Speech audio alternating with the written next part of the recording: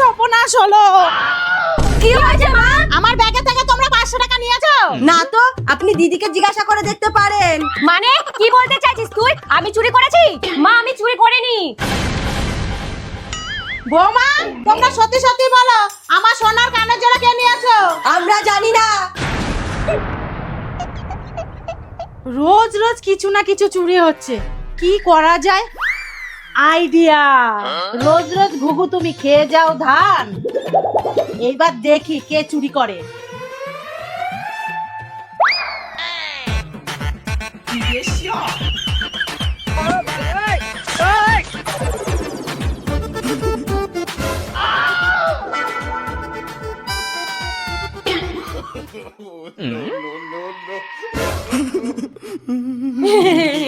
বাবা বাবা বাবা বাবা, মা চোর ধরেছি। চুপ চুপ চুপ, বলিস না।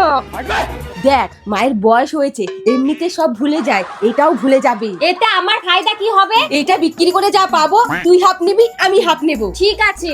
আর শোন, এটা তোর ঘরেই রেখে দে।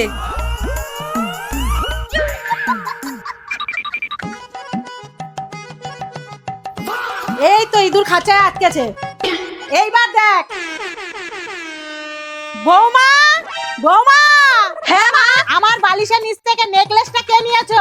আমরা কেন নিতে যাব আপনার নেকলেস? এখনো বলছি ভালো ভালো বলে দাও, না হলে কিন্তু আমি পুলিশ ডাকবো, সব ঘর সার্চ করাবো। মা, দিদিই নিয়েছে, আপনি দেখুন, ওর ঘরেই পাবেন। না মা, আমি নেইনি। চুপ, আমি সব ঘরই খুঁজবো। বৌমা, এইটা কি?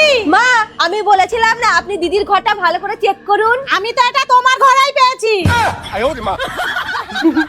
আমাকে অত বুদ্ধু ভাবিস না, আমি নেকলেসটা তোর ঘরেই রেখে এসেছিলাম।